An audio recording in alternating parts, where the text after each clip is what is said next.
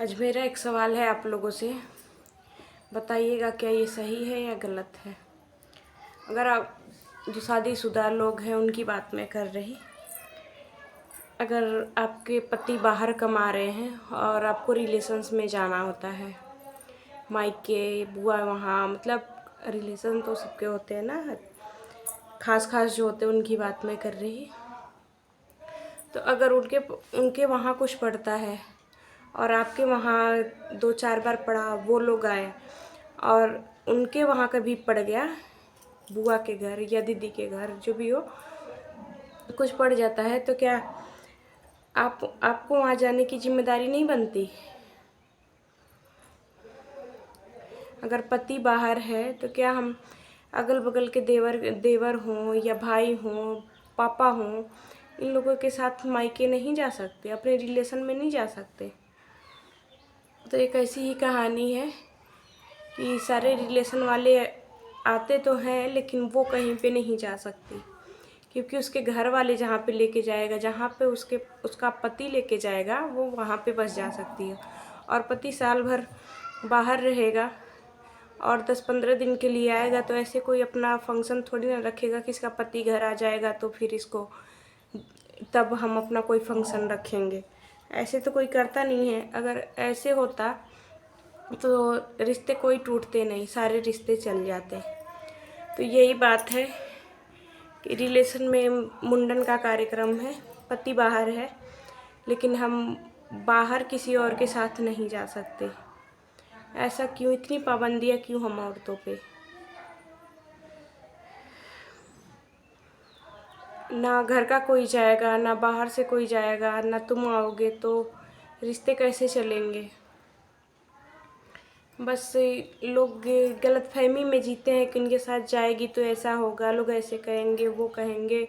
लेकिन जब तुमको खुद ही का नहीं भरोसा अपनी बीवी पे, अपने बच्चों पे, चाहे जिस पे, और एक उम्र होता है, कोई भी हो, सबका एक उम्र होता है, जिसको कुछ भी करना होता है सबका एक उम्र होता है।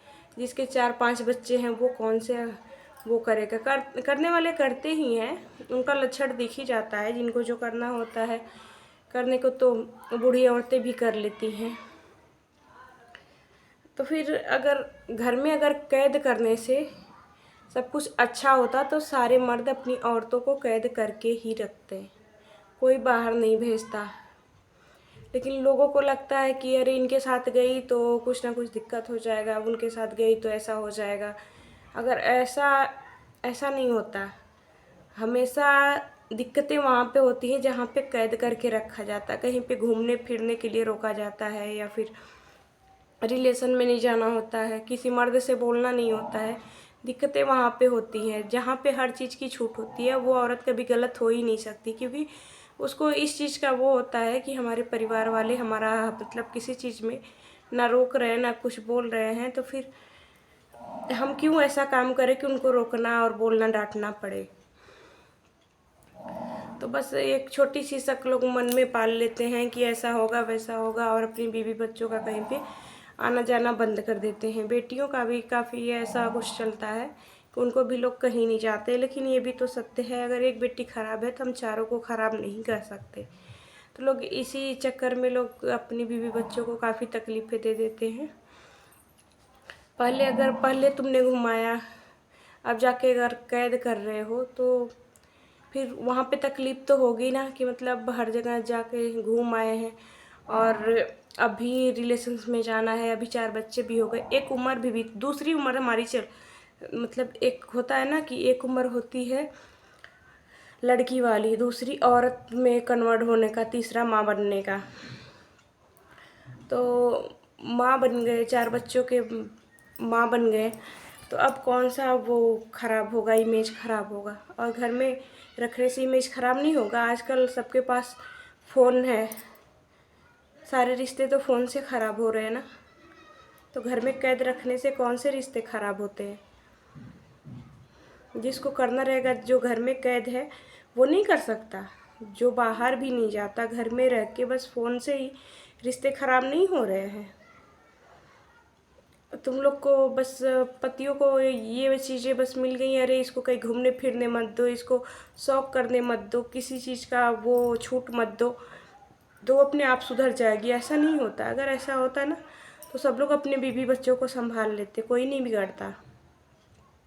और जरूरी नहीं कि तुम सही ही हो। तुम हमारे पे अगर जुल्म कर रहे हो, काहे का तुम सही हो?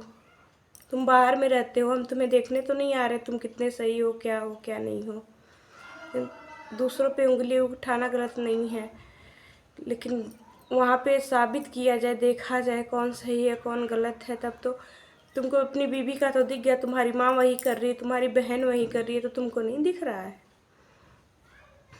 तो ये होती है समाज, जो मतलब एक दूसरे के चक्कर में कि ऐसा होगा वैसा होगा के चक्कर में लोग अपने बीवी बच्चों का घूमना फिरना बोलना, किसी से भी बोलना रोक देते हैं। चलो ठीक है, अच्छी बात है, नहीं किसी से बोलना, नहीं कुछ करना, लेकिन सारी दिक्कतें ना फ़ोन से शुरू होती है। और ज़रूरी नहीं फ़ोन ही हो, नज़रें भी काफ़ी बार करती हैं। घूंघट की आड़ में काफ़ी तलवारें चलती हैं। तो इंसान को इतना समझ होना चाहिए कि अगर रिलेशन में लोग पूछ रहे हैं, अगर हम जा नहीं रहे हैं, तो धीरे धीरे करके सारे रिश्ते ख़राब हो जाते हैं। और बाद में वही पति बोलेगा, अरे तुम तो ऐसी हो, तुम्हारे घर वाले तुम्हें पूछते नहीं हैं। अरे पूछते क्यों नहीं है? तुम लोग खुद ही बिगाड़ के रखे हो, तो वो लोग पूछेंगे क्यों? जब बार बार वो लोग बुला रहे हैं, ये काम है आ जाओ, वो काम है आ जाओ, लेकिन कभी जाने को नहीं मिलेगा, फिर वो क्यों तुम्हें बुलाएंगे? तो ऐसे ऐसे लोग हैं जो बीवियों को कैद करके रखने में उनको सुकून मिलता है, तो वो सुकून अपना ले लें, कोई बात नहीं। जो घुट रहा वही घुटे। तो आप लोग बताइएगा, आप लोग के पति कैसे हैं? या फिर मायके से जो है उनके भाई और बाप और माँ कैसे हैं? वो लोग बाहर जाने देते हैं या नहीं जाने देते? किसी से बोलने के लिए मना करते हैं या नहीं? क्योंकि ना ज़िंदगी माँ बाप के वहाँ अच्छी होती है, ना पति के वहाँ अच्छी होती है। क्योंकि माँ बाप के वहाँ भी रोक टोक लगती है और ससुराल में भी रोक टोक लगती है। हम औरतें जिएंगे कब? हमें जीने का हक नहीं है। ससुराल में रहो तो भी मुँह नहीं दिखना चाहिए, ये नहीं होना चाहिए, पैर नहीं दिखना चाहिए, सब कुछ वो करके किसी से बोलना नहीं है, किसी के साथ हंसना नहीं है, कुछ नहीं करना।